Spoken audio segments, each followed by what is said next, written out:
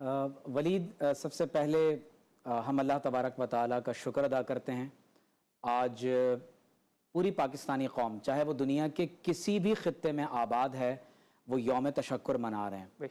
اور میں یہ سمجھتا ہوں کہ اللہ تعالیٰ نے دہائیوں کے بعد امت مسلمہ کو یہ موقع عطا فرمایا ہے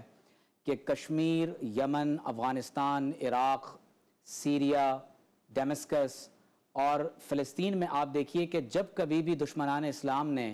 مسلمانوں کے ان خطوں کو طاقت و تاراج کرنے کی کوشش کی ہے تو کبھی ایسا نہیں ہوا کہ دشمن کی طرف سے حملہ کیا گیا ہو اور کسی مسلمان ملک کی طرف سے اس کا اس انداز سے جواب دیا گیا ہو کہ دشمن کو منہ توڑ جواب دیا گیا ہو اور پوری دنیا نے مسلمانوں کے اس حملے کو سراتے ہوئے مسلمانوں کے غلبے کو تسلیم کیا ہو۔ دہائیوں کے بعد اللہ تعالیٰ نے یہ جو عظیم کارنامہ ہے یہ پاکستان اور پاک افواج کے ذریعے سے اللہ رب کریم نے اس کو مکمل فرمایا ہے۔ میں پوری قوم کو مبارکباد پیش کرنا چاہوں گا، بالخصوص میں مبارکباد پیش کرنا چاہوں گا چیف آف آرمی سٹاف جناب محترم جنرل سید حافظ عاصم منیر صاحب کو۔ ہمارے تینوں افواج کے جتنے سالار ہیں، جتنے ہمارے پاک فوج کے سپاہی ہیں، چاہے وہ بری فوج سے تعلق رکھتے ہوں، وہ نیول یا ایئر فورس سے تعلق رکھتے ہوں، ہم ان تمام کو مبارکباد پیش کرتے ہیں۔ اور بالخصوص وہ گمنام سپاہی جن کا ذکر شاید میڈیا پہ یا لوگوں کی زبانوں پر نہیں آ رہا، لیکن جن کی وجہ سے یہ جنگ جیتی گئی ہے اور جن کی وجہ جو ان سنگ ہیروز ہیں، ہم تمام کو سلوٹ کرتے ہیں اور سلام پیش کرتے ہیں۔ ولید، آپ غور کیجئے کہ ماڈرن وار ہسٹری میں جو ایئر ٹو ایئر کامبیٹ میں سب سے بڑی ڈاگ فائٹ لڑی گئی ہے وہ اسی جنگی مارکے میں لڑی گئی ہے، اور اللہ تبارک و تعالیٰ نے پاکستان فضائیہ کو سرخرو فرمایا اور آپ نے اس ایئر ٹو ایئر کامبیٹ میں 6 سے زائد بھارتی جہازوں کو زمین بوس کیا ہے، جن میں 4 رافیل طیارے موجود ہیں۔ آپ اندازہ کیجئے کہ ٹیکنالوجی اور جدید ترین ہتھیاروں سے لیس ہونا ایک الگ بات ہوتی ہے، لیکن جب کوئی جذبہ ایمانی کے ساتھ لڑتا ہے، جب کوئی فی سبیل اللہ تعالیٰ کے رستے میں جنگ کرتا ہے، اور جس طرح قرآن مجید کی آیت کے ساتھ اس پورے آپریشن کو موسوم کیا گیا کہ وہ لوگ جو اللہ تعالیٰ کے رستے میں صف در صف جنگ کرتے ہیں، اللہ تعالیٰ ان سے محبت کرتا ہے، کأنہم بنیان مرصوص، گویا کہ وہ سیسہ پلائی ہوئی دیوار بن گئے، اور اللہ تبارک و تعالیٰ اس جذبہ ایمانی کے باعث انہیں جنگوں میں فتح عطا فرماتا ہے۔ آپ غور کیجئے کہ اس جنگ میں S-400 جو بھارت کا رشیا کا عطا کردہ سب سے بڑا ایئر ڈیفنس سسٹم تھا، پاکستان کی فوج نے، ہمارے میزائل سسٹم نے، الحمدللہ آپ غور کیجئے نام کیا رکھا جا رہا ہے، الفتح۔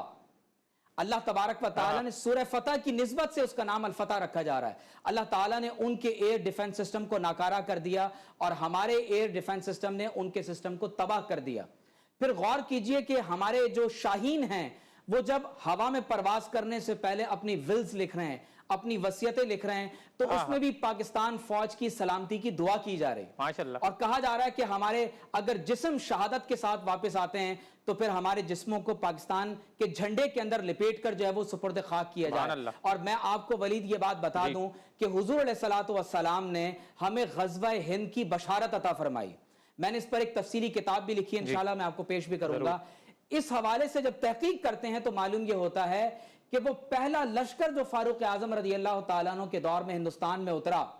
اور ہر دور میں جو مارکہ ہندوستان کے مشرکین کے ساتھ لڑا جائے گا، اور پاک فوج جو پاکستان کی سرزمین کے ایک ایک انچ اور ایک ایک بالش کے لیے ہر وہ شخص جو اس مارکے میں شریک ہوتا ہے، تو حضور علیہ السلام کی بشارت ہے کہ جو اس مارکے میں زندہ واپس آئے گا تو اللہ تبارک و تعالیٰ اسے جہنم سے آزادی عطا فرمائے، اور جو اس مارکے میں شہید ہوگا تو فرمایا وہ افضل الشہداء ہیں، اور افضل الشہداء انہیں کہا جاتا ہے کہ جنہیں اللہ تبارک و تعالیٰ جنت میں داخل فرمائے گا، بلا حساب و کتاب جنت میں داخل فرمائے گا، اور اللہ تعالیٰ اپنی شان کے مطابق انہیں مسکرا کر دیکھے گا۔ تو میں یہ سمجھتا ہوں کہ ہماری بحری، بری اور نیول فورسز کا دشمن کے اوپر غالب آ جانا، اور جس انداز سے ٹیکنالوجی کے میدان میں، سائبر کے میدان میں ہم نے اپنا لوہا منوایا ہے، اور سب سے بڑی بات یہ کہ اسرائیل کے ہیرون ڈرون کو، MK4 آپ غور کیجئے کہ جسے دنیا میں کوئی ٹیکنالوجی شکست نہیں دے سکی.